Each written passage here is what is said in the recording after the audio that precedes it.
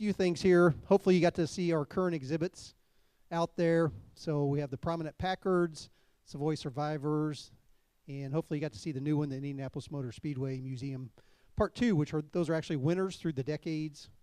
You probably saw the 1912 winner. We actually will have the Marmon Wasp here, the 1911, so the very first winner. And it'll be here at the end of November. It's currently up at the Henry Ford at the moment. And then as soon as they're done, we're going to bring it over here. So we'll have actually winners 1 and 2 here. So that's pretty exciting. Still have the Moonshine Runners and, of course, our Savoy collection. Coming up, so kind of the last 2 months of the year. Here in November, we'll have supercars coming up. So we got some really cool supercars coming up. And we also have Japanese collectibles. So there's a book called A Quiet Greatness on these Japanese collectibles. And we're going to have the authors of that. I think it's a 5-volume set book. It's really cool. It goes into great detail on those Japanese cars. They'll be here in December. Next week, we have Batman. So that's our next movie. So hopefully you guys can come out and see Batman. We will have, I think it's the 1989 version replica of the Batmobile. It'll be parked out front. So you can take your pictures with that on that evening. And I'd like to thank Styles Auto Care. So thank you very much. Appreciate your sponsorship so we can do these Tireside chats that we have here. And so what I'd like to do next is bring out Herb McCandless Jr. And Herb is going to moderate the program with his dad, Herb Sr. So I'd like to bring out Herb Jr. So, how are you guys doing? Am I live? Is my microphone working? We good? How are you guys doing tonight? Well, you're not here to see me because I'm really just the +1. If you ever see me go somewhere, they always ask me for my name or bio, and I said, just put down +1. I was lucky enough to grow up from 1968 forward, and I'm in this video for like 2 seconds tonight, so don't be asking me for anything afterwards. I'm not anybody, but the guy you're here to see tonight, I'm lucky enough to call him Dad. Ladies and gentlemen, Herb McCandless.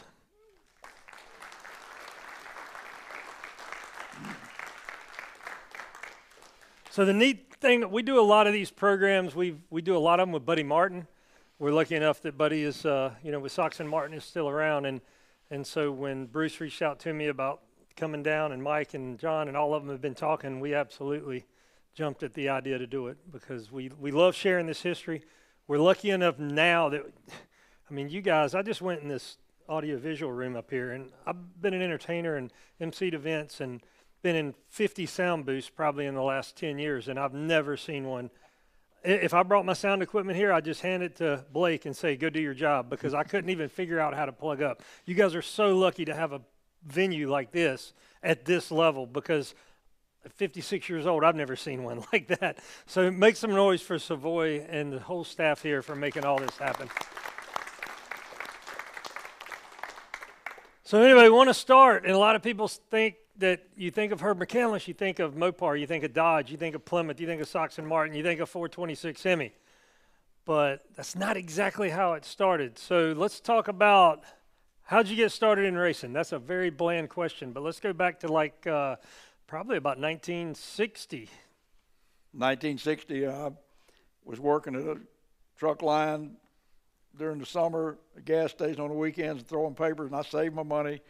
I bought me a 60 Chevy, 348, 3 2-barrels, positive traction rear end, manual transmission, and a radio. That was it. No power steering, no power brakes, no nothing. And I went out to the drag strip. I'd had a 57 Chevy for a little while. It was a piece of junk. But I went out to the drag strip, and I don't know why, but I won class that day. I was the proudest kid at the drag strip. I went back out the next week. I won class again. I did this 5 weeks in a row. I had all my trophies hid in the trunk because my mama would kill me.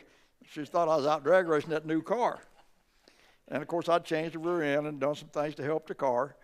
But I finally carried them all in the house one day. And she said, "What's that?" I said, "Well, Mom, I've been going to the drag strip on the weekends." And I said, "I've won 5 weeks in a row." Well, guess who was there the 6th week? My mom. Now, real quick, talking about your mom. Let's talk about how tall she was. Let's talk about how much she weighed. And let's talk about what she would fight if she had the chance. Well, she's about 5 foot tall, and little old bitty thing, and you didn't say nothing bad about her boy. Let me tell you didn't. People would ask her, why do you let him go out there to those drag races? She said, I know where he is, I know what he's doing, and I know who he's with. And he's not going to get in trouble. And she became friends with a lot of the people that I raced with. I mean, she really did. She was my, she used to, when I had my 65 car and I'd race in Nashville, which is 200 miles from Memphis, she would drive to Nashville and sit up in the stands with Robert Nance's wife and watch us race. I mean, that's the way she was. She was great. So in 1962, you upgraded a little bit, and that's when you met two racing legends. So carry us through the 62 up to the end of 64. And Well, what in happened 62, I thought I was a bad boy by then. You know, I'd done won a bunch of trophies, and so I bought me a 409. Well, I went out to the drag strip, and I met a whole new group of people, and they spanked me really bad. So I come back home, I didn't like that. Well, I'd heard about this guy named Nicholson at Nally Chevrolet in Atlanta. Well, I picked the phone up, and I got him on the phone. And I said, Mr. Nicholson, my name's Herb McCandless, and I have a 409, and I would like to swap my engine and some money for one of your engines. I'll pay you the difference. And he said, well, we're putting our Z11 stuff in. He said, I'm taking the engine out of the car right now. This was on Thursday. And I said, well, he said, I'll take $350 and your engine for my engine. I said, okay. For Saturday morning, I'm in Atlanta, Georgia at Nally Chevrolet, my $350, and walk in and hand it to Don. He said, what's that? I said, where's my engine? There's my old engine. Here's your $350. Where's my new engine? He said, oh, it's over there. So we load up, go home. Well, I get me a match race with a 421 Pontiac, and he spanked me bad. Oh, I was mad. I was hurt because the carburetors were junk. I just had the stock carburetors came to the factory. I heard about this guy named Bill Jenkins. I got him on the phone.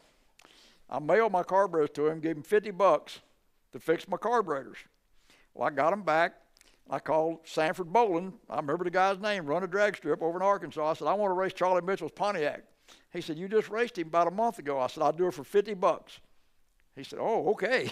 So he booked us another match race. And I spanked him real bad that day, and I was on my way. And, of course, years later, I was match racing Nicholson and Jenkins every weekend, and we laugh about it because they helped me get started. You know, I bought the parts from them. I wasn't the least bit afraid to try something, but had them a 409, and that's how I got into the 409 business. And tell them how old you were in 1962. 19. So think about these 19-year-old kids today. Oh my God. So now you got your 62 409. You actually took that engine and transmission and put it in a 57 Chevrolet Nomad station wagon and ran B-modified production, held the NHRA record in 1964. Yep. And you kept outrunning this guy from Memphis that you didn't realize was going to change your life. So right. Talk about that. Well, once again, I got a hold of Mr. Nicholson and bought a set of Z11 heads and intake and put on it. And I put it in a modified production car. Well, first I went out there with it in my super stock car, and I went through tech, and they just wrote A stock on the window, and I went and made a run. I ran a half second faster than I'd ever run. Here comes everybody. So that didn't work. But so we made a modified production deal out of it. And there was a gentleman there with a 57 Plymouth with a max wedge in it. His name was John Moore. His name was John. That's all I knew at the time. Really nice guy, run a 57 Plymouth. I used to beat up on him on Saturday night because I had a 4-speed and he had automatic. He come over to me in 1964, about October, November. He said, Herb, Chrysler's building these package cars next year, these 65 Hemi race cars. They're only building 10 4-speed cars because they've got nobody that can drive them. He said, think you could drive one? Well, you don't ask the 20-year-old kid if he can do something. Sure, I can do it. So I said, yeah. He gives me his card. He said, come up to my office Monday. I want to talk to you. I walk in this man's office. He's assistant regional manager for the Chrysler zone office for the whole southeast part of the country. And honest to goodness, that man did everything but adopt me. He really did. He told me about the car, told me how much it was. He said, if you can drive it, I can see to it that you have parts to race it.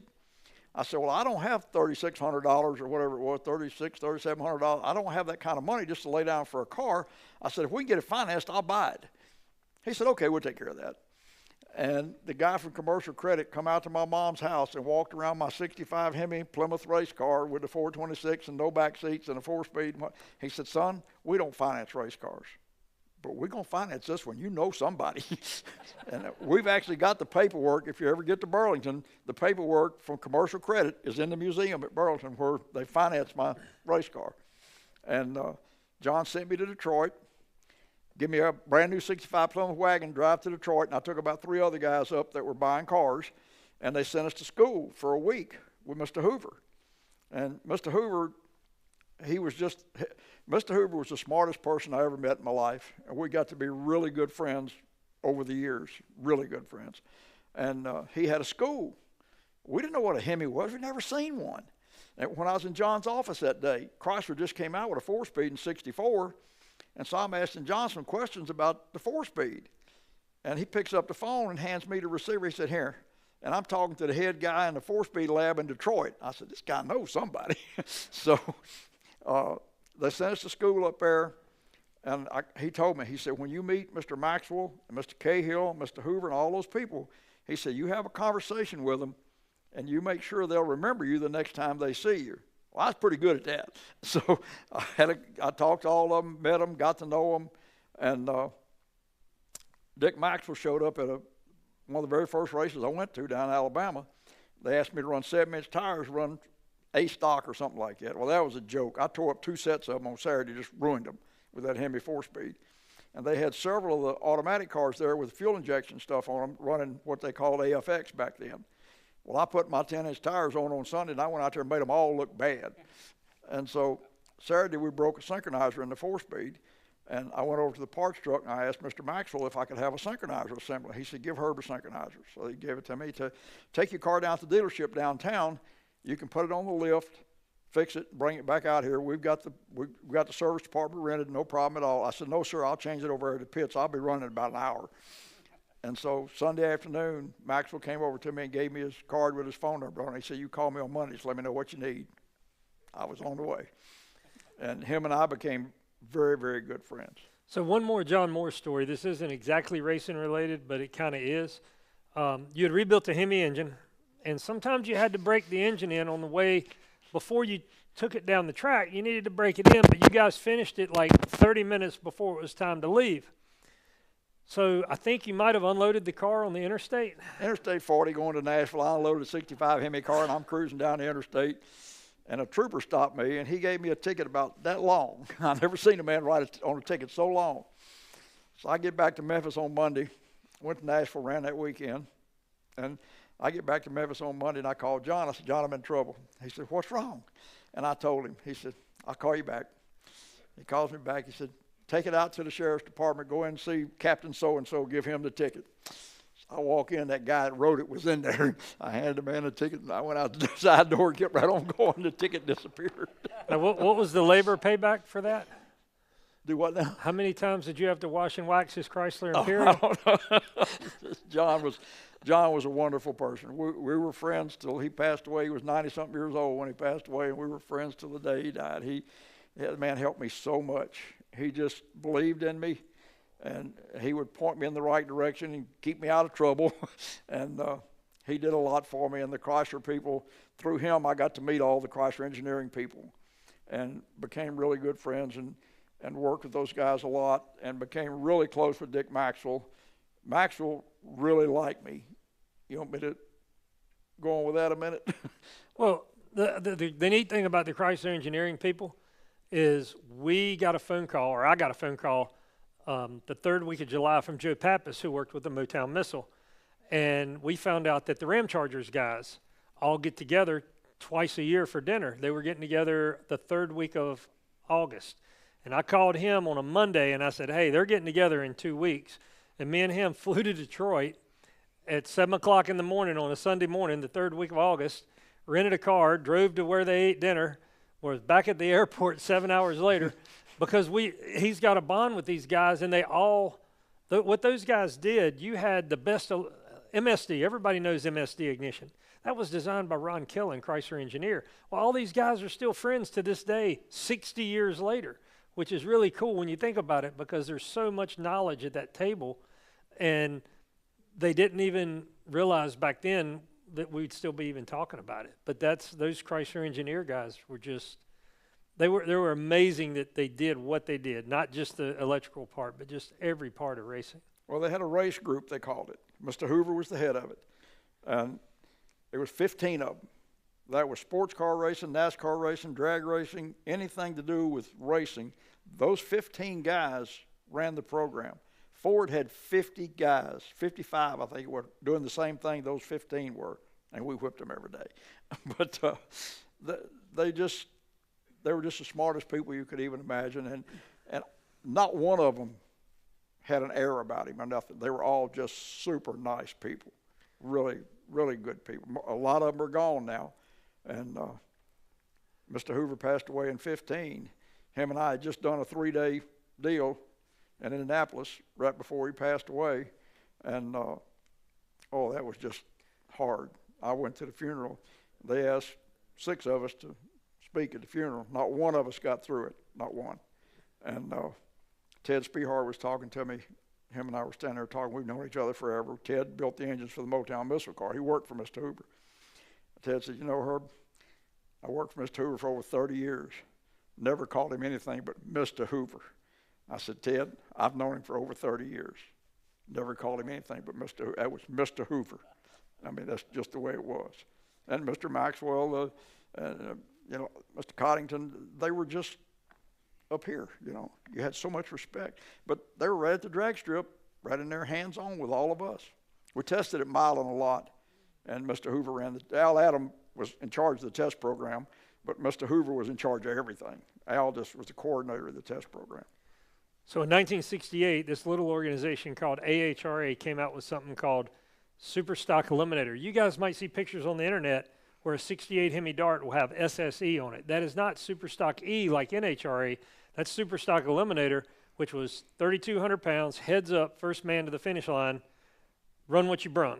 Well, except it started at 3,000 pounds. Except, hold on, except the beginning of 68, you had a problem, and that was tell them about your 67 car, what it weighed, and what your problem was, and then what happened when you got the 68 car. Well, the first race at St. Louis, they called me. We didn't have my 68 car yet. All I had was my 67 Street Hemi car. That thing was a tank. And they said, Herb, we've got this. We're running 15 races this year with this heads up, 3,000 pounds, first man to the finish line. And I said, okay. And they said, well, we got our first race in St. Louis in about 2 weeks.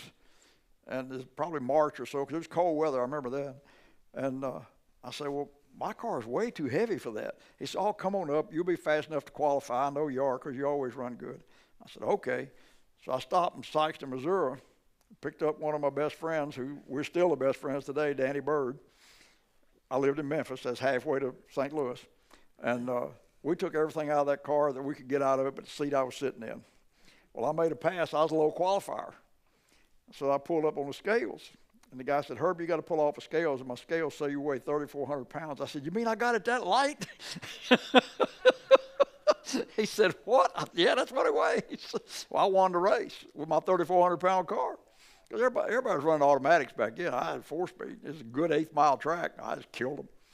So on the way home, I talked Danny into, let's build him a car. And his wife took out a contract on me. I think she wanted to have me killed.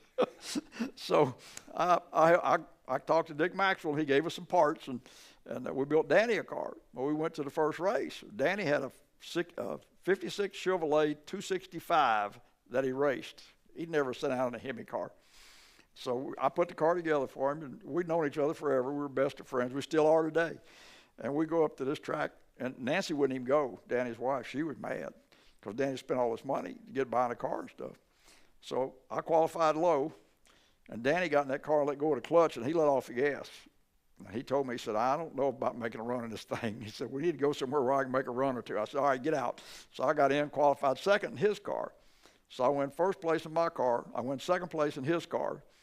And we go back to Sykeston about 2 in the morning. We come in making more noise than a herd of elephants. Nancy, I can picture her today with her arms folded, her little pink house coat on with one eye open, mad because we done woke her up at 2 o'clock in the morning. How did y'all do? And I threw $700 at her. That was 1968. That's a lot of money. her attitude changed completely. But we did real good. I won the points championship that year, and I think Danny finished second in the point. We killed everybody. We just had a ball that year. I got my 68 car, and by the end of the year, I forgot what I was up to. They had added weight to me 2 or 3 times that year. The last race, I had the points won for the year, and the race was in Kansas City. And I went up there, and I made a qualifying pass, and I was a low qualifier. And they said, Herb, that run's no good. I said, what do you mean? He said, you're light. I said, my car, I know what my car weighs. He said, no, we added 50 pounds to you for this race. I had to go back and put 50 pounds in the car, and I still come back and won the race. But I've had a lot of fun in my life. I really enjoyed what I've done. So your 68 car didn't come until May. And then, but Memorial Day weekend in 68, there was something wrong with your 68 car. I didn't have it together yet. Do what? I didn't have it finished yet. Didn't have it finished and ready to go. But they were paying big money Memorial Day weekend, and you were building an engine for a guy that you ended up being unbelievable friends with to this day by the name of John Livingston. And if you think Herb's funny telling stories by himself, you get him and John in a room, and they get elevated, and they get a little more extreme. But John's John, and he's a great guy. So John had a 65 car. It was Memorial Day weekend, and you were pretty much hated by Sunday night by some of the family. And go ahead and just tell the story. Well, it was Memorial Day weekend. We had a Thursday, Friday, Saturday, and Sunday race. And they're paying good money all 4 days. Thursday night was Kansas City. Marie, my wonderful wife, was laying on the couch, 9 months pregnant. Wednesday night, she said, my back's killing me. I said, Marie, I've got to be in Kansas City tomorrow. You know, I was going to drive all night to get to Kansas City. So me and Danny, he came in, we left, went to Kansas City. I won Kansas City Thursday night. I won Gary, Indiana Friday night. No cell phones. Pay phones at a phone booth didn't work most of the time. So Saturday morning, I'm in St. Louis, and I got Miss Stewart on the phone. And I said, that's her mom. I said, Miss Stewart, where's Marie? I can't get her to answer the phone. She said, you mean you don't know? I said, I don't know what. She said, she had a little boy last night. I said, well, tell her I'll see her Sunday night, and I hung the phone up and run. So I won second place at St. Louis Saturday night. I went to Evansville, Indiana Sunday, won first place. And I come back home and went to the hospital. It's 2 o'clock in the morning. I'm walking down the halls of the hospital. I still got my race clothes on, drove the race truck to the hospital. And the nurse said, sir, where are you going? I said, I'm going down there to see my little boy. He was born Friday night. She said, you're that racer, aren't you? I said, yes, ma'am, that's me. But I won $1,550 that weekend, so I had a pretty good weekend. I cost him a whole lot more than that. He should have taken the money and ran. So your 68 car comes, and you can see out of 52 races, he won 36 first places that year. And that's when it was heads up, 3,000 and or 3,200 pounds. This is pre-pro stock. This is mostly what they called Southern style match racing. Run what you brung, 10-inch tires, and super stock legal rules. But you guys used to run 3 eliminators. They would run first place all the way to the winner and then come back and run second place. So you and Vaughn Curry and John Livingston and Danny Bird, just talk about the 68 car, but y'all would go with a whole fleet. Oh, yeah, we carried 3 or 4 cars, and we was mad if somebody got one of them pots of money, we didn't get it. So we went to Jackson, Tennessee one night with, what did we have, 3 or 4 cars, and they were paying first, second, and third place, and I won first place, and Vaughn was runner-up. I won second place in driving John Livingston's car because he couldn't get there that night, and Vaughn was runner-up in that one, and Vaughn won third place, and the other guy was with us, Tommy Hutton, he got runner-up in third place. We won everything they gave away that night at Jackson, Tennessee. People would get a little ill over that. And one year, 1968 in particular, you were going to Union Hill, but you sometimes you left home because you didn't have any money, or maybe you forgot to cash a check. I went to Union Hill, was what they call Music City Raceway now in Nashville. We raced 1,000 feet there then. They race 8th mile now. And I went up there. I was in a hurry, late, didn't go by the bank, get a check cashed. I said, I'll win some money, don't worry about it. We get up there, it's raining. So I go in the office at the tower, and I said, Mr. Wingo. He said, yeah, Herb. I said, I need to borrow $50. He said, what? I said, I need to borrow $50. I said, I didn't get to go by the bank and get a check cashed. He said, well, how are you going to pay me back? I said, don't worry, I'll win some money tomorrow. I said, you got a choice. You can lend me $50. I'm staying at your house tonight. I don't care which. So he lent me $50. And I had a motel in Nashville there that I would call the lady before I left Memphis, and she'd leave the key in my room. I had the end room by the driveway there, and she'd leave the key in my room, and I'd go over the next morning and pay her. I stayed there all the time. I was there about once a month, and we was usually there for a couple of days. And, you know, we were good customers, and she knew who I was, and she'd leave the key in the room for me. But I won a lot of money at Union Hill. First time I ever went up there, I carried my 65 car. I just got it. I didn't know anybody in that world. That was a whole new world for me. So I show up at Union Hill. They got a big 2-day race. They had hired Eddie Sharpman to come in and paid him to come in to be the big star, the big hero, win everything, draw the crowd, you know, and everything. So we roll in there Saturday. I didn't know anybody. I made a run.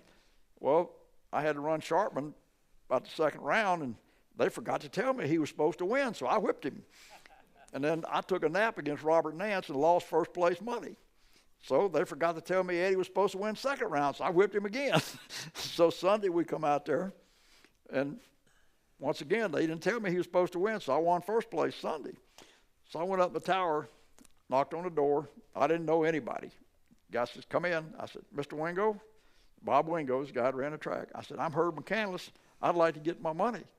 And he's sitting in this chair at his desk, and he spins around in that chair and leaned back, and he looked up at me. He said, boy, where'd you come from? I said, I'm from Memphis, sir. I really like your drag strip. I want to come back. And I toted a ton of money out of that place. I really did. I won a lot of money up there. But when we got started, I mean, you didn't know anybody, but it didn't take me very long, and I knew a lot of people then. So in 1969, you got kind of hooked up with Teddy Spihar. Spihar was kind of like a Jake King level Hemi engine builder. If you had a Spihar engine, you were kind of like elite in pro stock today. And you go to Phoenix to run Super Stock Eliminator and to run the Winter Nationals. And then talk about what happened in Phoenix and how you ended up partnering with somebody else, which led to your first major victory. Okay, well, let's back up just a little bit. Dick Maxwell, he liked me. That's the best way I know to describe it. We were good friends. He was the head guy at the product planning division. 67, Dick comes to me at Indy. He said, Herb, will you drive Lou Williams' street Hemi car? It's got a Ted Spihar motor in it. Well, Ted Spihar motor was the motor you wanted. I knew Lou Williams. I'd met him, but I'd never even seen his car. Superstock D was the class he was running. That was the biggest class at Indy that year. All the street Hemi cars in the Ford Fairlanes. So I jump in the car, win class at Indy.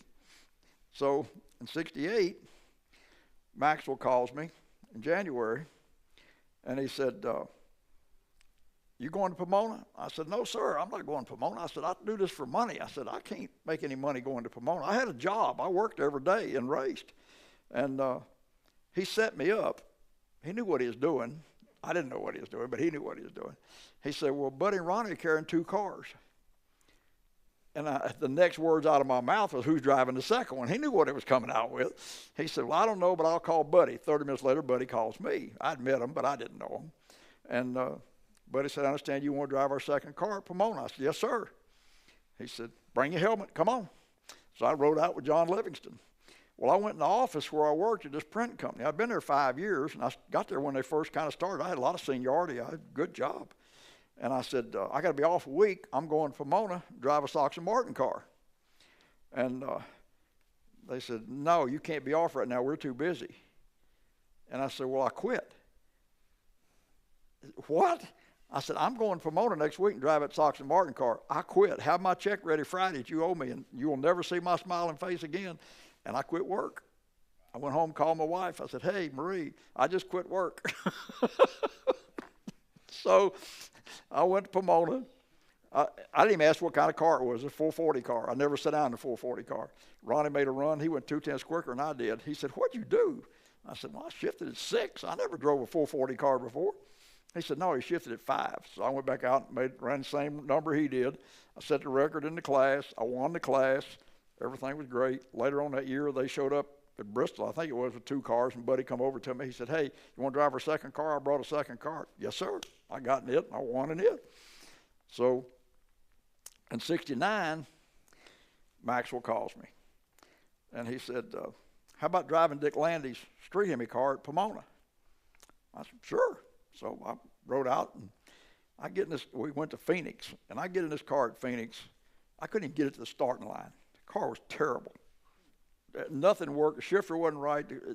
Everything was just thrown together. They were in a hurry. So we took it back to California. Well, I met Gail Mortimer. And so Gail and I fixed everything on the car. And we go out to Irwindale, and that car was fast. We got it all together. So we go to Pomona. Well, I beat Buddy and Ronnie's car for class driving Landy's car. And Gail and I were just tickled to death. We got along great. We worked together good. So Sunday, here comes Maxwell and Cahill and all the Chrysler people with Landy. And they said, you got to get out of the car. Landy's going to drive it today. I said, this car wouldn't be here if it wasn't for me. And we had some words. I had to walk off because I couldn't afford to make them people too mad. And he said, you'll get paid if he wins. Fat chance. I'm a smart aleck when I get mad. But anyway, he won the eliminator, and I got paid. Everything was fine. Well, you want me to tell the 71 part of it? 71, Buddy comes to me. He said, Herb, you're here as long as we're here. He said, we're tickled to death with what you've done. He said, but I got to hire somebody to travel with you and work with you every day. I said, okay. He said, you got somebody in mind? I said, yes, sir. He said, who is that? I said, Gail Mortimer. He said, it works for Landy? I said, yep. Next morning, I come downstairs. We're in Dallas, Texas. I know where we were. And we come downstairs there in the Howard Johnsons, and Gail and Buddy are eating breakfast. I just smiled, went over and ate my breakfast, went on to the race. 2 weeks later, Gail's with me. We went to Great Meadows, New Jersey to run a match race. I had never seen Gail at a race that he wasn't dirty, filthy, from changing transmissions, clutches. They broke something all the time. And so I make the first run of the race, and I come back. He's got the spare transmission out, the clutch out, the jack out, the jack just all the way across the back of the truck. I said, what is all this?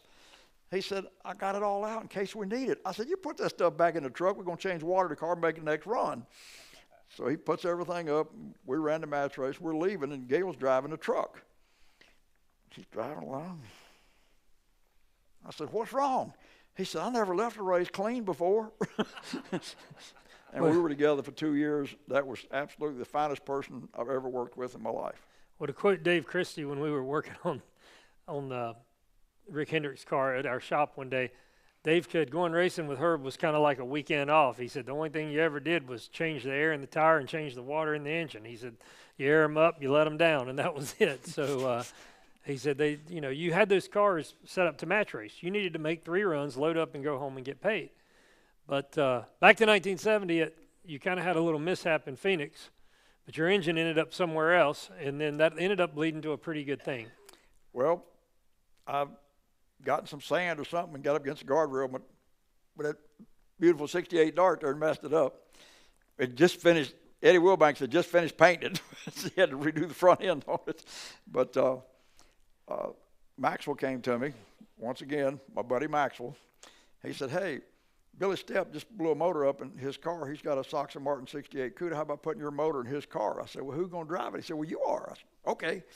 So we put the motor in the car. And they were trying to run A modified production, and it was 200 pounds too heavy. We got killed. I said, look, this is no good. I said, let me take this car to Memphis. We'll make a B modified production car out of it. We'll go to Gainesville. I said, I'll be fast at Gainesville. Well, I took it to Memphis, fixed everything to run B modified production. I went to Gainesville. The first pass, I was 5 or 6 tenths under the record, was low qualifier on Friday.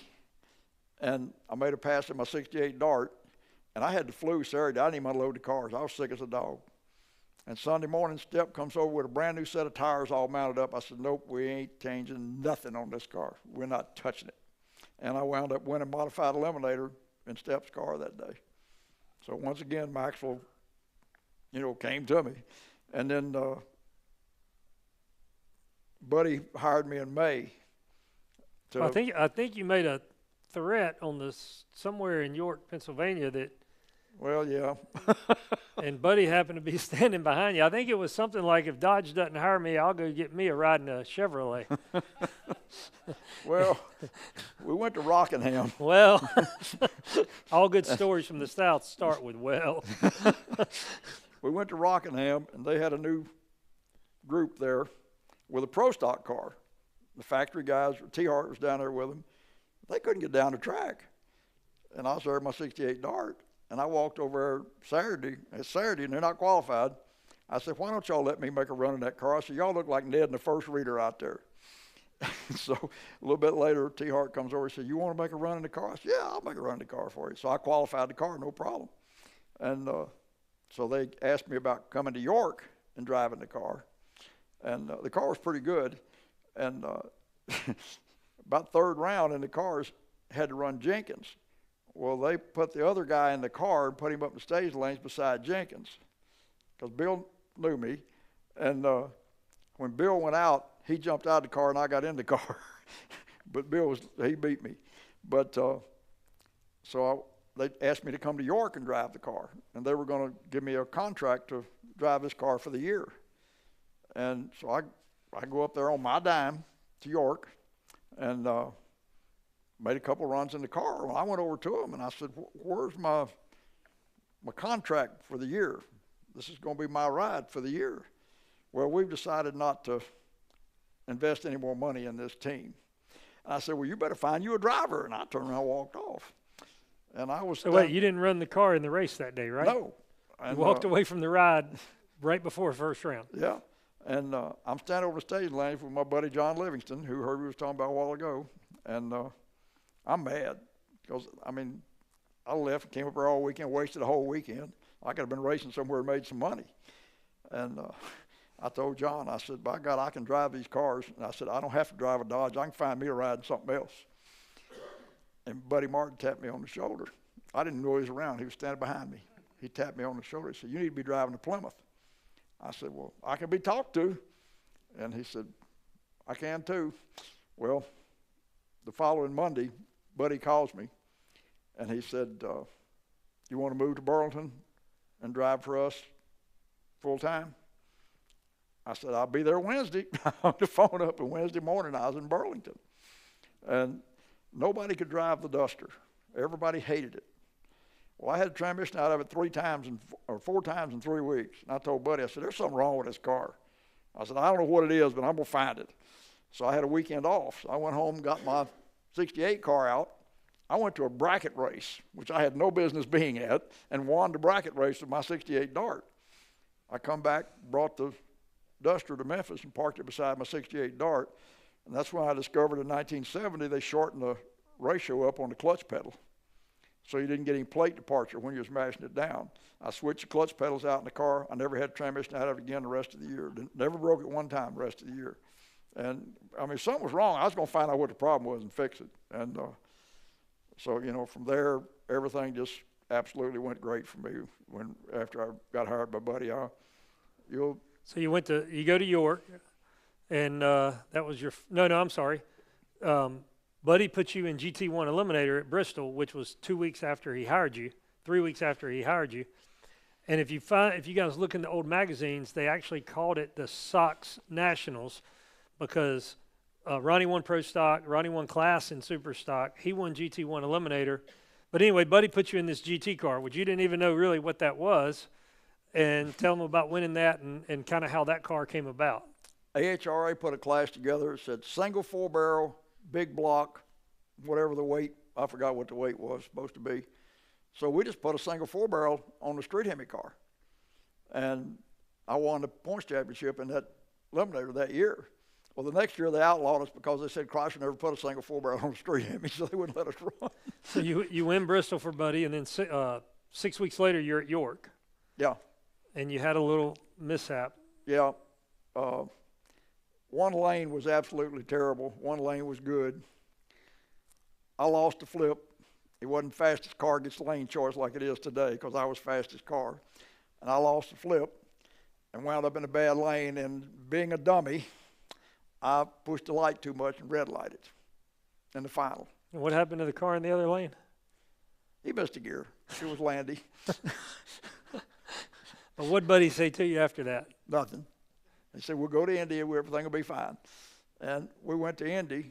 So hold on. So you go to Indy, and I think Blake's got something upstairs there that he's gonna show us, and then we're gonna talk about what happened there afterwards. Roll it, Blake.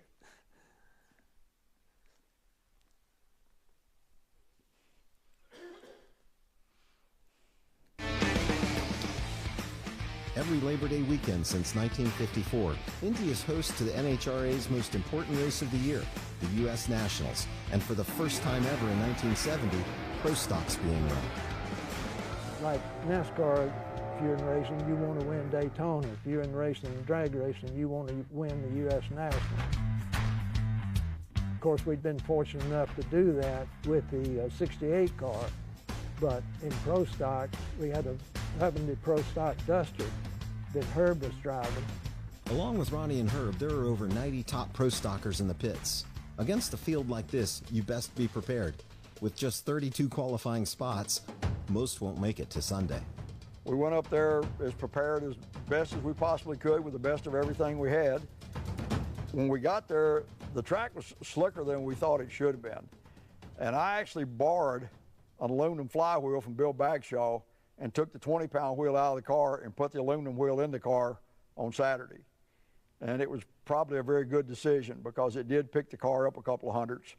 And Sunday, I couldn't tell you who I ran, to be honest with you, round per round, but I was running the same numbers almost to the 100th, every run, and it came down to me and Vanky in the final.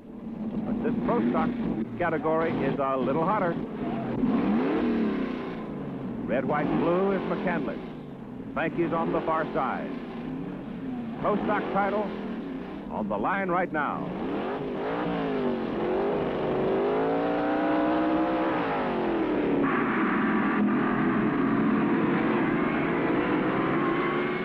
They're shifting all the way through, and it is close. And it's McCandless the winner. Herb moved on him and held to the win, and that was exciting. Herb's like the rookie that just cinched the first ever Super Bowl. He's won the biggest Pro Stock race of the year. Dave Christie and Buddy were coming down the return road beside the track when we came by, and I was in front. And Dave said he'd never seen Buddy that excited in his whole life. And I hadn't either. When he got out of the car, he was tickled to death. After all the work on the cars, all the miles, all the racing, all the lessons learned, this is an emotional win for everyone.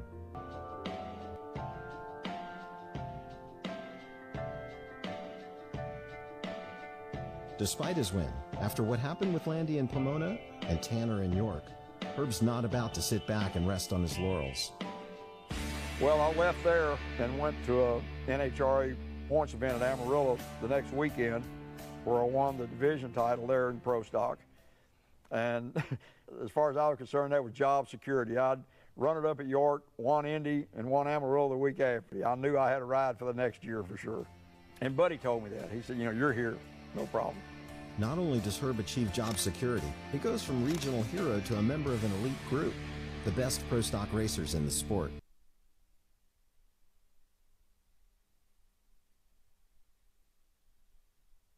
The points championship. Well, Grother went out and ran a points meet somewhere and actually passed him in the points, but there was one more opportunity for both of them to earn points at La Plaza Dragway in Louisiana. So talk about that weekend and how it ended for you and what actually secured you the points championship that weekend. Well, if you were a division champ, you got what they call a gold card, which gave you free entry to all the major events the following year. So that's worth quite a bit of money. Well, I had to run Jenkins in a match race on Saturday night in Detroit. So Buddy and I went to Detroit, and I got Vaughn to take my 68 car and go to La Plaza, Louisiana, where I was going to run the points meet at La Plaza that Sunday. Now, which at that point was Pro Stock legal. Yeah, it was Pro Stock legal. It wasn't anywhere near the quality of the pieces that we had for the Sox and Martin car as far as the engine, because I didn't have a IR manifold or any of that stuff. I just had it was just like I ran it in super stock. But Grother, you said Grother had passed me. Grother didn't pass me. He had caught up with me. He had tied you. That is correct. He got up close to me. He wasn't past me. And so Buddy wanted that gold card, and I did too. I wanted to win it. And so I caught a plane in Detroit about midnight and flew to La Plaza. Well, or to New Orleans, Kenner, the airport there. Well, I get off the plane, and I see my truck sitting in a motel parking lot across from the airport, and the drive shaft's laying on the ground. And I knew that wasn't good. So I went and got Vaughn. He said, yeah, the drive shaft broke and got somebody to pull me up here. And so we put the ramps down, unloaded the 68 Dart, and drove to La Plaza. How far was that? I don't know. It's a few miles down the highway. And I pulled up at the gate, and the guy said, Herb, what are you doing? I said, I'm going to run Pro Stock today. I drove in. So I run it up to Grother, and that got me enough points to win the gold card and win the points championship and for that division. And so Monday morning, we got somebody to carry us to a parts house to get a U-joint for the truck. And there's a hurricane coming in, which they're pretty good at down there. Vaughn and I are laying in the parking lot under the truck fixing the drive shaft. No creepers, no nothing, just laying there in our clothes. Raining like crazy, water running out of the truck. We got through, we were filthy. And so we headed back to the room so we could take a shower and head back to Memphis. And I was going to go back to Memphis with Vaughn, and I was going to fly home from Memphis. I said, we can't go in the room looking like this with all this dirt and filth all over us. So we jumped in the swimming pool at the motel. We washed off in the swimming pool. Because cars leaked oil back then. Yeah. And so we washed off in the swimming pool, come out and put on clean clothes and got in the truck and drove back to Memphis. And then I flew home from Memphis, and that was just another day in the life of drag racing. So we go through 71. You get to the end. Buddy, you talked Buddy into letting you build your own car for 72, which was supposed to be a Challenger. And then you're about 50% of the way done with it, and Buddy walks in and says, you're going to build a Duster and a Demon for you and a Duster for Ronnie, and you were going to get to build your own car. So we have a little video here that explains that, but real quick, when you started that project, it was just you and Gail. Mm-hmm. And you guys worked 40 hours a week, I'm guessing, right? Yeah, by Wednesday. But at the end, about the end of 71, the Ontario deal. Well, end of 71, he was at Ontario. Well, actually, he was not at Ontario. But he had sold a car to a customer, Barracuda. Yeah, Barracuda. And they'd had it about a month. Well, I didn't go to Ontario. I stayed to work on the car. And thank goodness Gail went out with Buddy and Ronnie, because for some reason Dave couldn't go or something, and Gail went out with Buddy and Ronnie. Buddy calls me on Friday afternoon. He said, get your helmet and get out here, I need you. I said, okay. So I grabbed my helmet and some clothes, jump on a plane. I get there at 3 o'clock in the morning and get a couple hours sleep. Me and Gail go out to the track, and we had to unfix everything that those people had fixed on the car. They'd had it for a month. And they just made a mess out of it. It was terrible. So we fixed everything. So I made a pass about 2 o'clock that afternoon. That was the first round of qualifying for Pro Stock. And I qualified the car. I don't remember where, but I know I qualified the car in the top part of the field. So that night we had another round. Well, Ronnie would go up first. I'd go up last. Buddy would get under the speaker with a pairing sheet, seeing where everybody was and if anybody moved. And he was really good at keeping up with all that. So Ronnie runs, comes time for me to run. Buddy looked at the sheet. Ronnie's on this side of the sheet, I'm on this side of the sheet. That's the perfect situation for us. So Buddy shakes his head no. I drive down the track, about 60 miles an hour, parked the car. Got up Sunday morning, comes down to me and Ronnie for the final that night, that afternoon. There's a picture somewhere. Ronnie's tire is touching the finish line, or sitting on the finish line, and mine's touching it. We didn't know who won. He had passed me in high gear because he ran about a mile and a half an hour faster in high gear than I did. I had left on him. So I come back to the shop, and Bird Schaffner, who did the customer motors, he was going to do the motors for my 72 car. And Bird said, I saw where Ronnie beat you in the final. I said, no, he didn't. He said, well, he won the race. I said, yeah, but he didn't beat me. He said, well, who did? I said, Jay King. He ran a mile and a half an hour faster than I did. And I'll never forget it. I can see Bird standing there right today. He said, that won't happen again. And it didn't all through 72. Bird just put his heart, he would work so hard on those customer motors, and they go out and screw something up and tear them up. And boy, he did the motors for that 72 car, and I was a bad boy. And he was so proud, and I was too. So Blake's got a video up there we're going to play on the detailing of the modifications that were done to the wheelbase on the 72 car. So sit back and enjoy a few minutes. Right at the end of 71, Gil and I were building a Challenger, and Buddy came out and said, take the Challenger over to the customer car part and let them finish it over there. Y'all are going to build A-body cars. So they delivered us 2 body in white. Nothing but the shell. There's no parts, pieces, nothing. All you get is the skin and the floor pan. That's it. We had a skin of a car. Although Chrysler's race bodies aren't really white, it's a term that's used to describe the shell of a vehicle before components like the motor, trim, glass, seats, and electronics are added. So we built a 6-inch I-beam fixture and mounted the body on it. We welded the rocker panels on legs and mounted them up where we could work under it. Then we mounted the floor to the fixture. Then we cut 143 spot wheels we cut loose in the car and took the entire floor out of the car in one piece, because you had to run the stock floor in the cars back then. We spaced it up 2 inches and welded everything back in. Well, what that essentially did was drop the body down 2 inches closer to the ground, because the floor pan stayed the same distance from the ground. As it turns out, it's a stroke of genius to attach the floor 2 inches up in the body. Just simply by lowering it down, getting it closer to the ground to get it out of the wind. Nobody ever figured that out, thank goodness, but we did it. And to gain a competitive edge, modifications to race cars are becoming more and more common. So to keep the stock in stock cars and to make sure everybody's on the level playing field, NHRA makes some changes. NHRA had said they were going to stop us from messing with these cars. So we didn't want to do anything wrong. We wanted to meet the rules. And they said they were going to measure from the center of the wheel to the tip of the front bumper, center of wheel to center of wheel, center of wheel to the tip of the back bumper. So we lengthened the front fenders 2 inches, moved the front wheels forward 2 inches,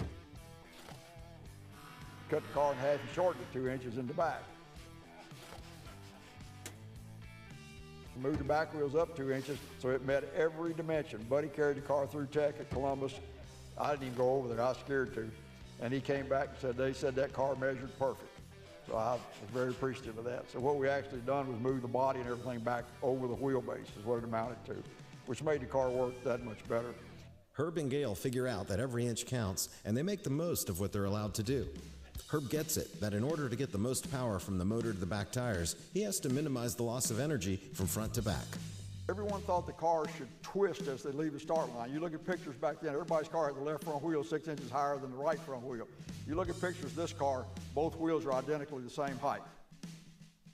Every piece of this car I welded together myself. We built the cage in the car, and we actually attached the cage to the body of the car. It's attached in little places. We put a strip about a 1/8 inch thick, 2 inch long steel between the roll bar and the body and welded it to the body. So we made the thing like a bridge to tie the car together and make it stiffer. We brought the bars in and tied them to the suspension on the cars. We made this car as stiff as we could possibly make it. This car never twisted, never did anything stupid. And when I let go of the clutch on this car, it left. While modifying the Demon body handles the big picture, Herb and Gail have a lot more on their minds. It's not just about building the fastest car on the track. It's also about making efficient work processes so that the car is easier to work on week after racing week.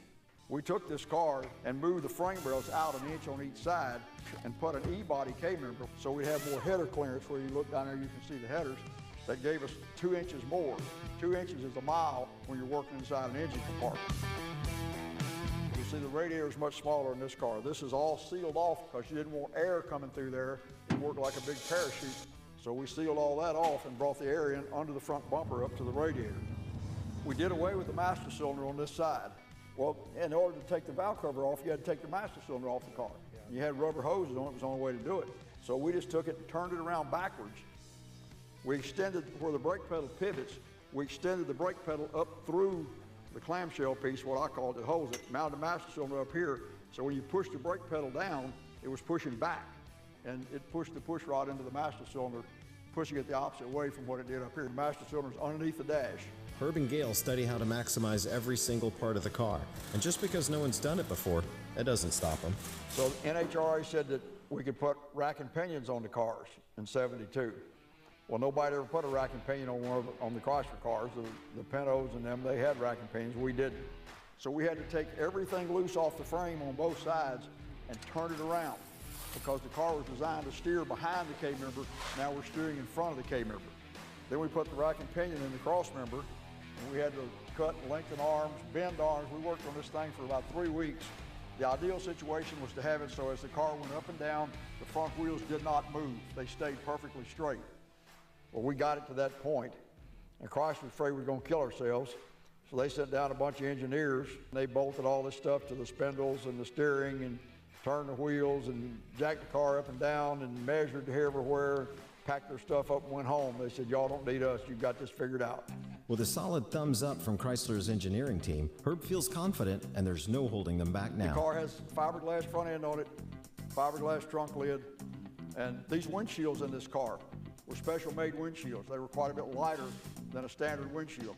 Everything on this car, every nut, bolt, part, and piece on this car was either acid dipped, ground on, or drilled.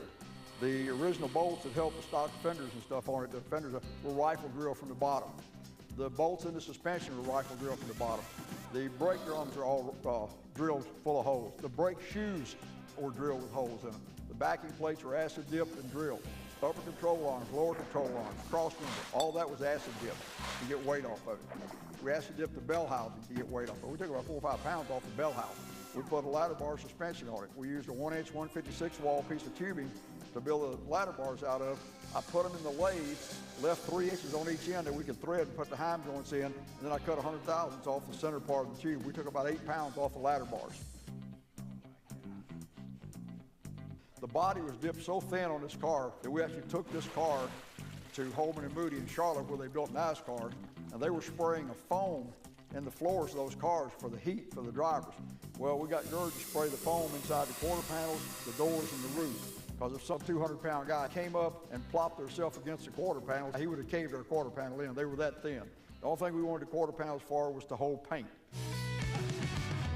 Anything we could do to lighten the car, we did it. I don't care what it was or how much time it took. Shaving the Demon body weight down gives engine builder Bert Schaffner the space he needs to keep his promise. Now he can use those pounds to pack in more power. We ran 2 distributors. We ran 2 magnetos with 16 spark plugs. We had 2 plugs to each cylinder. This magneto is driven off the cam and the oil pump drive gear. And then there's a belt in here that drives this one. This was a 1050 carburetor, which is the biggest carburetor available at that time. Instead of being progressive, these carburetors were set up so when you gave it gas, all 8 barrels opened at the same time. We were constantly looking for, a few thousandths, a few hundreds, a few thousandths, whatever we could get. Racing against an almost impossible deadline, Herb and Gail put in monumental hours to get the build done. There was no 8-hour day. We were there 7:30, 8 o'clock in the morning. We were usually there until 10, 11 at night. That wasn't unusual. And that was 7 days a week. What Herb, Gail, and the Sox and Martin team do with the Demon in 5 short months is staggering, and it pays off. We took the 72 car to Columbus, made the first run in it. Never made a run down the track before we got there that day. And the first run I made in the car, I ran Landy and I beat him to the finish line. And Gail had tears in his eyes when I got back to the truck. He was so excited. He was just crying. He was just so happy that car had come out as good as it did. Beating Landy in a brand new car in Columbus is a special moment for the two men. But what they don't know is the most famous race for the Sox and Martin Demon is just around the corner in Englishtown. We were at Englishtown in 1972, NHRA major event.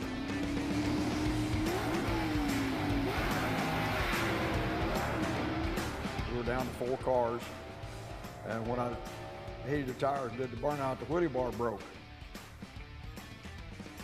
So Buddy and Gail made the decision just to pull the pin out of the other one and let me run it without the wheelie bars.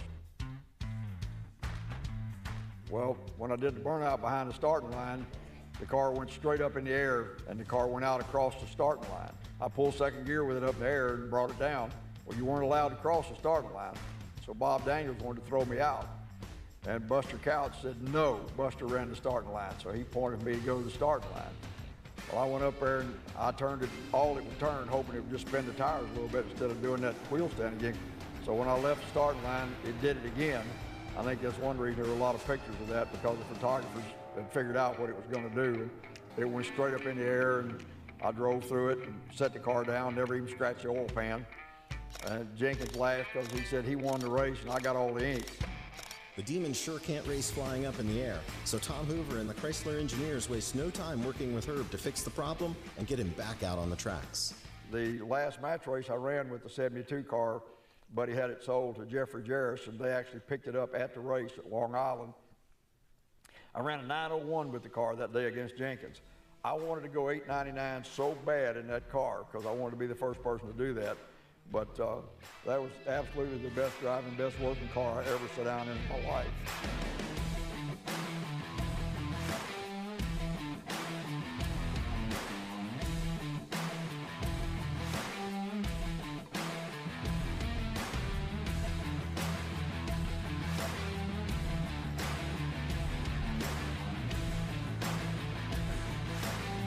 So that car went on to win 4 out of 6 United States Racing Team events that year, and was the most dominant car, won 4 in a row, was the most dominant car on the United States Racing Team circuit, which was a Wednesday night show that in 1972 money cost the racetrack $16,000 to put on. They put the best of the best in there.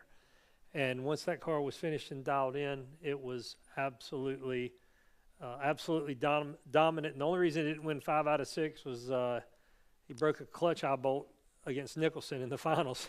Columbus. At Columbus. But you drove out the nuts and bolts that you put it together with. Yeah. Yeah, the one mistake I made, I went up in the parts room and That's amazing. I got me a Dana 60 housing, and I went out and acid dipped it.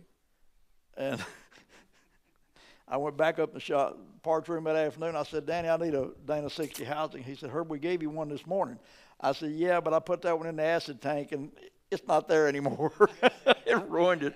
you know why the wheelie bar broke, right? Do I need to say that they were acid dipped?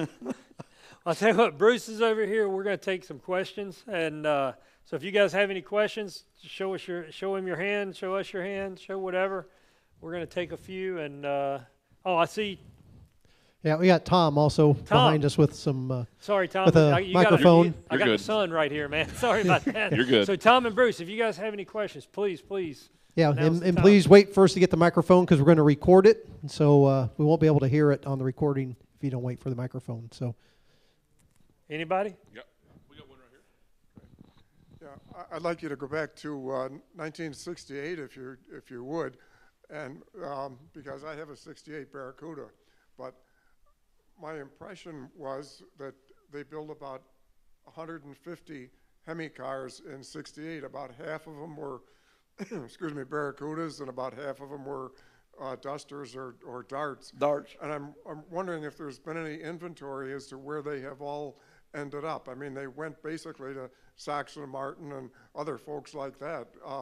What's ever happened to all those cars? Are they in museums or do you?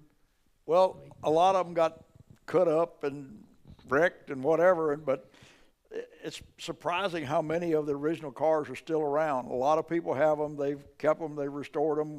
Every once in a while, somebody show up with one that they found somewhere. There were about 150 of them built. I don't know an exact number. Chrysler Historical actually had his was number 33 or 4 or 5, somewhere along in there on the Darts that were built. So they actually have who they went to and what the VIN number was. Now, how many of them are left, they don't really know. But that list is out there. And you're right, it's like 78 of one and 83 of the other. And the number's a little skewed because some of them went out and then came back and weren't sold.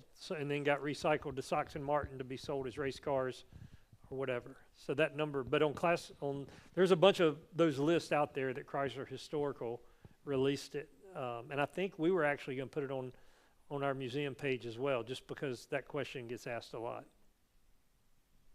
Yes, sir. I'm David Boylan from Rome, Georgia, and a former McCandless Performance customer. My question goes back to Buddy Martin hiring you, and the story you're telling about Dick Maxwell and Mr. Hoover. it goes back to, or tells me about character and work ethic and relationships. And I've heard about Buddy Martin and about how he had the ability to put the right people together. Can you expand on that and how he hired you and what his real business savvy was? Well, Buddy paid me what I think was the best compliment I've ever had about a year ago. We were doing a seminar at Carlisle and had a big crowd, and somebody asked Buddy, said, "Why did you hire Herb?" And Buddy looked at the guy and said, "You got a better idea?" Buddy, I'd met him. I had helped him at when I went out in '68 to drive the 440 car. They had a car there that they brought out. They actually drove a Barracuda from Burlington, and God, that guy was a magazine had it. Who drove It was a '68 Barracuda, ran East stock automatic. Yeah. It towed a U-Haul trailer with all of their spare parts, and the guy's name was Jim McFarland. Jim McFarland drove it in stock eliminator. He was the editor of Hot Rod magazine, I yeah, think. but they had a bunch of work to do on the car when they got there, and I just helped Jake. We worked in the parking lot together all day there on the thing. So, you know, Buddy, I guess he just figured I would work. He knew I'd work because I quit my job in '68 and raced for a living. So he knew how hard that was to do what I was doing. I was the one-man race team, you know, driver, mechanic, truck driver, fix flats, whatever. And so Buddy figured that I had the work ethic that he wanted. And he hired Dave Christie just before he hired me. And Dave and I were there, you know, from the beginning to the end of the Pro Stock era. And Dave and I are still good friends. He lives in Charlotte now, and we're still good friends. And me and Buddy and Dave are about all that's left of the whole Sox and Martin team. But Buddy he had a PR guy, Tom Richardson, that he hired to do the clinic programs. That was his job, was public relations for the Sox and Martin team. He was fantastic. Whatever we did, whatever Ronnie did over here and whatever I did over here on the weekend, Monday, Tom Richardson would put out press releases to all of our sponsors, everybody we was associated with, telling them what we did. Because, you know, we had to deal with Hooker and we had to deal with Firestone and Valvoline and people like that. And every week they got a complete report of what we did that weekend or that week. Very seldom it was just a weekend. We raced all during the week. You know, we raced all the time is what we did. Yes, sir, Bruce. Yep, got one more question here. In the one video, you talked a lot about the things that you were doing to make the car better. Sounds like you were the research and development for Mopar at the time. Did the things you do to your race car make it into production cars years later? Well, our job was not necessarily for production cars. Yeah, a lot of the improvements, electronic ignition, like Herb was talking about earlier today, that's Ron Killen. He was the electronic guy for Mr. Hoover, for the race group. Well, that wound up in the cars, production cars, electronic ignitions. And stuff that we did and figured out to make things better and stronger, and, you know, oil pan design and stuff we did with transmissions, rear, anything that we did went back to Chrysler. If it was race related, the race people who had the cars, the '68 cars, the Pro Stock cars, whatever, all that information went right to them. I'll give an example. The Cam Dynamics went in business. I was friends with the people that started it. They called me one day and said, Herb, will you run one of our cams in your Pro Stock car to test? I said, sure, send it to me. So I take the thing, I go to a test. I run it, it's faster than anything we had. And I got Al Adam, who was the test coordinator, on the phone with Mark Heffington, who owned Cam Dynamics. They talked for 45 minutes. I'm sitting in the room listening. And Al hung the phone up. He said, that's the smartest man I've ever talked to in my life about a camshaft. If you'll look in the direct connection catalogs in the early 70s, it's full of Cam Dynamics cams. It came from that test run that I made and the phone call that I got Al hooked up with Mark Heffington. But anything that we did came back to the racers. That was the purpose of, they tested at Milan, Chrysler tested at Milan a lot. And if we'd go up there and find something, then it was related back to everybody else. Chrysler wanted their cars to win. They just didn't want me and Ronnie or somebody like that to win, sure they wanted us to win. But they wanted the other people that are out here running all these other tracks over the weekends to win there. Chrysler was really good about picking up someone like me who had nothing, no money, but would work and tried hard to win and could win, and then they would start helping you. They helped a lot of people back then. There were a lot of people who had what I call my parts deal that I had at 65, 6, 7, 8, and 9 before I got the Sox and Martin deal. And a lot of other racers got that same kind of help. And so Chrysler was really good about that. They were by far the best in the industry. Chevrolet and Ford never did. They never had any kind of program like that at all. And that's one reason Chrysler was so successful with that whole program, the whole race program. And to reiterate on something that he was talking about, testing with oil pans. So there was some confusion about what the oil was doing in the oil pan at some point in the mid to late 60s with the Ram Chargers group. So we have to figure out what this oil is doing in the pan when the car launches. So they put a passenger in the car. Mr. Hoover was the passenger. with 6 quarts of oil in the oil pan, because they wanted to see exactly what the oil was doing in the oil pan. Now, this is the smartest man I've ever, 3 master's degrees in automotive engineering, designed the Hemi engine in 8 months, but my butt is not sitting in the passenger seat of a car with an oil pan launching from the starting line. But they wanted to see what the oil was doing. Was the oil coming up? Was it splashing back and doing this? And then they would take that information after taking a shower, and they would, and they built different oil pans. And you can see, the car on the left, you can kind of just see it has a deep sump in the middle, and the one on the right's got more of a box. Well, that's just the evolution between 1968 and 1970. They became bigger and bigger and bigger, and they got the swinging pickups in there. But they literally did. I just heard that story for the first time at the Ram Chargers 60th reunion, where they put an oil pan on the floor of the race car and held it down and launched the car. And that's how dedicated they were to trying to fix every little detail of the car, which is completely ridiculous.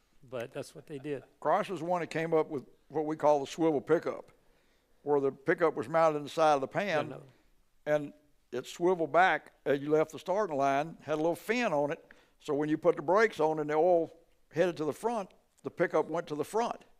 They're the ones that came up with that. Yeah, they came up with a lot of stuff, really a lot of stuff. And they shared the information with the Chrysler racers. That was their job. They were called the race group. And let me tell you a quick little story about the race group. Al Adam was the coordinator of the race group. Al is younger than me. He's the only guy up there that's younger than me. But he was going to Penn State. And he would go out to the racetrack. He didn't have any money. He loved the drag races. And he would go out there, and he got a job at Chrysler where you were like an apprentice. You worked here for 3 months, here for 3 months, here for 3 months, here for 3 months. And then they decided where they were going to place you in the corporation and your engineering. He had an engineering degree. Well, he was out at Detroit Dragway all the time, and he got to know the Chrysler people because he was working in the Chrysler program. Well, when he finished his last 3 months stretch, he had met Mr. Hoover, and Mr. Hoover liked him. He realized that was a good guy. And he just finished his last stretch, and Mr. Hoover came over to him at the drag strip and tapped him on the shoulder and said, "How would you like to be part of the race group?" And Al, he just couldn't believe it. And of course, the answer was yes. And he became part of the race group, and he worked his entire life at Chrysler. He was he ran the race program at the test program. The test programs, we tested at Milan. We'd go to Milan. If I was up in that area, I'd go over there, even if I wasn't scheduled to be there. If I was in that area, I'd go by there. And if they had something they wanted me to run, we'd make 3 runs. Then you changed it, whatever the part was, and made 3 more runs. And then you changed it back, if you had time, and made 3 more runs. Al had a weather station set up at the starting line, at the 8th mile, and at the finish line. We had 60-foot clocks before anybody ever heard of them. And he kept all this information. And at the end of the day, if we were testing stuff, I'd go up in the tower and he'd have his sheet of everything that had happened, every run, every 60-foot time, every eighth mile time, what the wind was blowing at the starting line, what the wind was blowing at the finish line, what the humidity was, everything, barometric pressure. He was a genius. And he'd have a sheet for him and a sheet for me. And that way we knew exactly where we were. And that's why the Chrysler test program was so successful. And I love to go test. I really enjoyed it because you would either learn something worked or it didn't work. After the giant wheel stand at Englishtown, I went straight to Milan on Tuesday. Didn't even hurt the car or nothing. And Mr. Hoover said, what the car's doing, it's not doing this. It does that and rebounds. He said, you think it's going straight up, but it's really not. So if Mr. Hoover said that's what it's doing, that's what it's doing. He said, we've got to take that rebound out of it. And so I went over to the truck and took the torsion bars out of the car, the front spring, that's the torsion bars. And I laid them on the ground, and I drove the car up to the starting line. And I made 3 burnouts. Couldn't run down the track because the torsion bars were what held up the lower control arm in the back. And I made 3 burnouts across the starting line. I backed up and got out of the car. I said, the car just did that. It didn't do this. And I said, that was terrible. And Al Adams started laughing at me. He said, Herb, that's the quickest that car's ever been in 60 feet. So me and Gail go home. And I took those torsion bars, and I spent 9 hours sitting at a lathe. And when I got through with them, they were about that big around. They would hold the control arm up. And we took some tall rubber bumpers and put a spacer under them and basically set the car on the lower control arm almost. The torsion bars were doing almost nothing. The car immediately picked up about 500s. Do you have another question, Tom? Well, what I wanted to do is I wanted to have you all take an opportunity, because I think folks here would appreciate this. Talk a little bit about your collection, I mean, the McCandless collection, what it is, what you have, and we've talked a little bit about Buddy, obviously, and the connection with what Sox and Martin is still today and what it is coming back to be. Well, my youngest son, Michael, he got in a business and sold it on the internet for more money than I knew they printed. And so he's put this collection together, the museum. If you're ever in Burlington, just go to the McCandless collection on, what is it, eBay? What? McCandlessCollection.com or McCandless Collection on eBay, on Facebook. On Facebook, yeah. he said. I'm not a computer person. Have you figured that out? So if you're ever up there, it's got a phone number in there. You call the phone number. All you got to do is tell us when you'll be there. We'll have somebody there, either myself or Shannon or Mike or JR. Somebody will meet you at the museum. It is an absolute fantastic place. You can see pictures of it on the internet. There's, I don't even know how many cars are in there now, 25, 30, something like that. There's 5 of my race cars there. There's a clone of my 65 car there because we didn't know where it was. After Michael had the clone built, we found the real car. It was cut all to pieces. It's there, what's left of it. We have my original 67 car. We have my original 68 car, and it was painted by the guy who painted in 69. He passed away a couple years ago, but he painted it, he repainted it again after it was found in a, Randy Hopkins found it somewhere and called me and said, Herb, I found your car. I said, how you know it's mine? He said, I sanded the door, it's got your name on it. I said, that's mine. He said, do you mind if I paint it back like you had it with that 60s paint job? And I said, well, no, that'd be great. He said, do you know who painted it? I said, yeah, Eddie Wilbanks. He says, he's still alive. I said, well, it's 2 weeks ago. I ate supper with him. So he carried the car back to Memphis, and Eddie painted the car. And we've got my 68 car. That's the real car that I ran. And, of course, the Demon, the real Demon is there, the one that's cut up and whatever. And we've got the GT car that I won the single 4-barrel GT championship with in AHRA. And then there's all kind of Chrysler letter cars. We've got VIN 1, 1955 Chrysler 300, first one ever built. It was built to carry to Daytona and run on the beach. They were not going to race it in the race because that was the first one ever built. They ran VIN 2 in the race. And Lee Petty shows up with a New Yorker. Well, he wasn't going to beat nobody with that.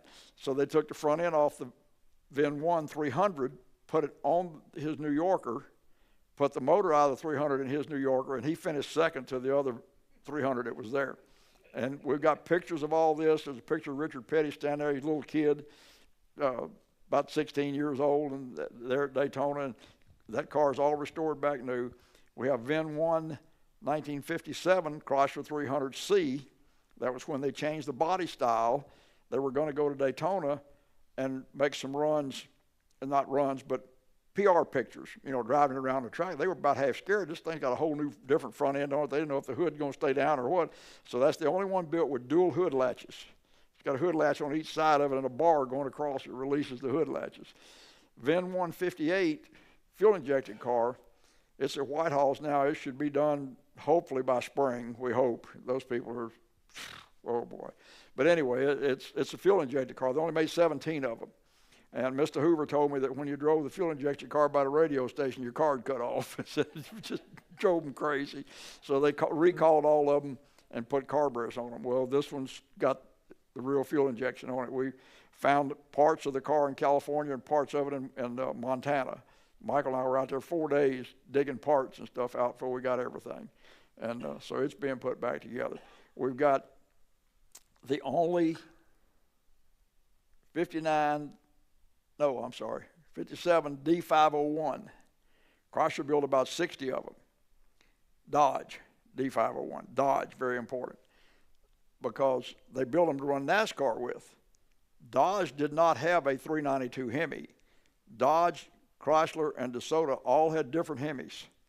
Well, the 392 was the Chrysler one. They put the 392 Hemi in the 57 D501s, Imperial brakes and suspension, no power steering, no power brakes, no helios, no radios, no heater, no radio. They were going to use them for NASCAR.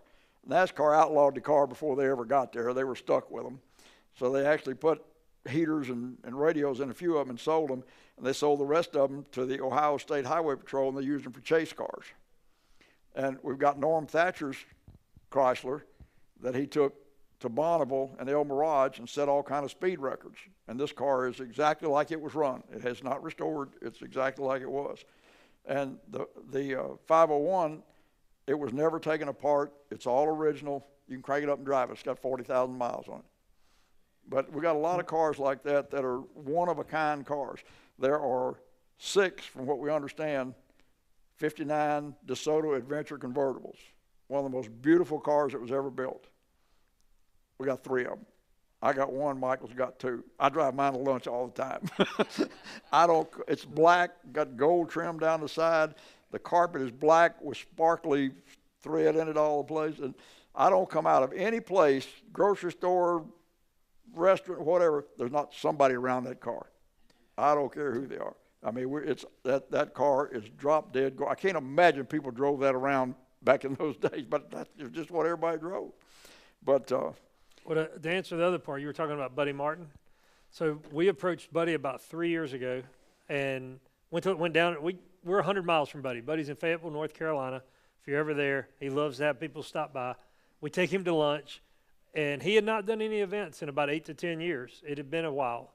And we talked him into going to Carlisle, Pennsylvania. If any of you guys have ever gone to the Mopar event at Carlisle, you know, it's a heck of a deal. If you've ever seen our tent there, it's 6,000 square feet. If you do happen to come by and see our tent, make sure you come see me, because I cook for about 300 people, and you'll get a dinner invite. It's just that simple. But anyway, we brought Buddy to Carlisle with us about 3 years ago, and he's all in. And we love to have Buddy. We had him at the U.S. Nationals last month. We love to have Buddy at events because his mind is so sharp. And just when you think that Buddy's being 100% serious, Buddy Martin, he'll lay a one-liner out there on you that'll just blow your mind. And if you get a chance to go back and watch the Hemi shootout from Indy, he did the second round of qualifying on Thursday morning.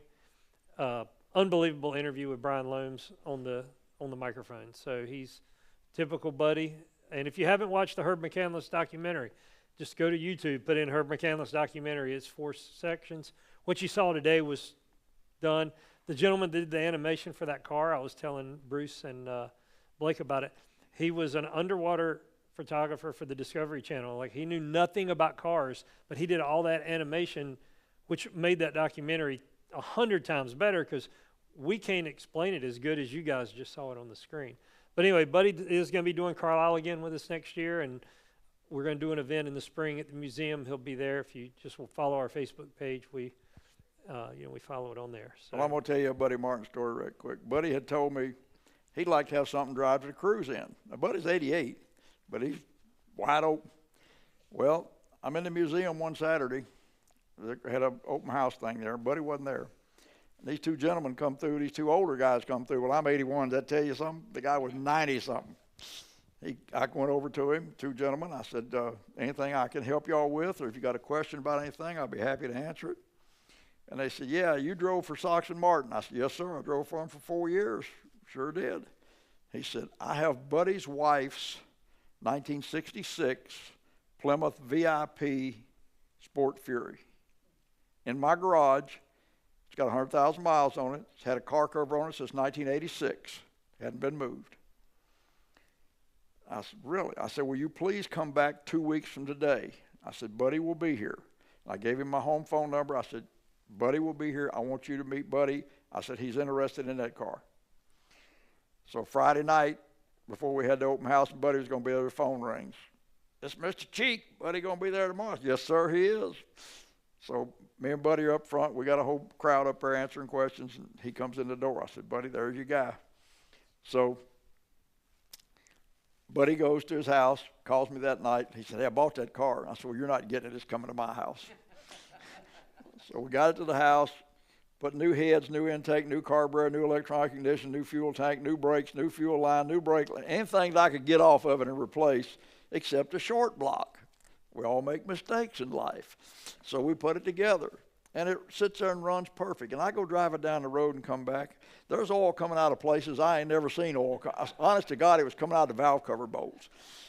So we pull it apart and take the motor apart. And I don't know if you know a whole lot about an engine, but the rings in it, we put the ring in the cylinder. It's supposed to have 15 thousandths end gap. It had a 1/4 inch.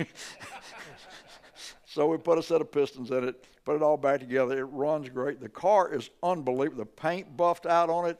It had one little tear in the seat about that long. It like drove Buddy crazy till he got it home and got it fixed. But the car came out unbelievably nice. And so Herbie set up a deal. It was Buddy's birthday. His 88th birthday. His 88th birthday. So he sets up a deal with Chris to take Buddy to lunch. He didn't know. Buddy didn't know about the lunch. He's sitting at Sam's Club a half a mile up the road with the car on Buddy's birthday. I'm in Buddy's parking lot, and Chris calls me and says, Dad's going to the store. You got to stop him. And I go run interference while he comes driving in with Buddy's car. Buddy had no idea the car was done. He had no idea that we were showing up on his birthday, and I had a lot of other people coming besides us, about 15 of us. And then he comes driving in. And I went in and I handed Buddy the keys, and I said, happy birthday. And he said, oh, wow, you got the car. Yeah, the car's out there. It runs great. Everything's fine. He said, well, how much do I owe you for all the parts and what all you did? I said, happy birthday, Buddy. I said, if it wasn't for you, I wouldn't have what I've got today. And he loves it. He drives it all the time. Yeah. They had an event down at Richard Petty's a while back, and me and Buddy got invited. I come driving in my 61 300G with a 5.7 in it. Buddy comes driving in a 66 Sport Fury, I mean. Yeah, I was there with the Demon ahead of time at like 6:30 in the morning. He comes in, and Buddy's behind him, and I said, I don't have a spot for Buddy next to you. Why didn't you tell me Buddy was coming? He said, I didn't know Buddy was coming. He just showed up. Drove up to Richard Petty's for a private event, for a charity event. And but anyway, we love doing this. If you guys ever have any questions, you can email us through the museum page, on Facebook, or he doesn't really do email. Myself, put a stamp on it, made it all email. Myself and Mike McCandless are always, always available. Also, there's whenever something like this goes on, I want to thank Bruce for allowing us to come down here. Thank you, Bruce. But also, Blake and Jordan, they're back there behind the little mirror where you can't see them. But they're the ones that did the audio, make sure these microphones work and all that. So we thank you guys. John, we thank you for allowing us to come down here because, we love doing this kind of stuff. And seriously, if you watch our page, we do 4 big open houses a year at the museum. And if you guys see that we're doing one and you want to come up, there's generally a meeting afterwards at a barbecue restaurant. That's a joint. It's generally not a very, Southern barbecue restaurants are they're not near as clean as this museum by any means. But, come down and, we're just regular people. We're not, this is just what we love to do, and we love to share this information. I want to tell one 5-minute story before we quit. Well, you see that clock up there? I got 5 minutes. You got 3. You got 3. You got 3. You're good. Go. The Demon. I'm very proud of that car, the 72 car. Gail and I were in Martin, Michigan, running a match race on a Sunday afternoon. I called Buddy Sunday night at a payphone at a truck stop. That's all there was back then. Told him what had happened. And he said, well, your new heads came in Friday from Mullen for the car, but you don't have time to get home and get them on the car. You got to be in Atco Tuesday morning. I said, okay. I said, be real careful when you come in the shop in the morning. Don't hit that big red, white, and blue truck going to be sitting there. Me and Gail drove all night, got in the shop about 8 o'clock the next morning, unloaded the car, changed the heads on the car, put it back in the truck, drove to Atco that night. We was there the next morning to display the car. Finally got some sleep Tuesday night. We go out Wednesday to run, and there was a 16-car show, the United States racing team, and you just drew a number of the first pair. And then the fastest, Ford, Chevy, Dodge, and Plymouth, those 4 cars came back to run for the first place money. And the other 12 ran to finish the show. So I was the last pair of cars to run. Well, I put the car in high gear, and I'm looking at the tack, and it's 300 RPMs higher than I'd ever seen it. And I said, I'm fast.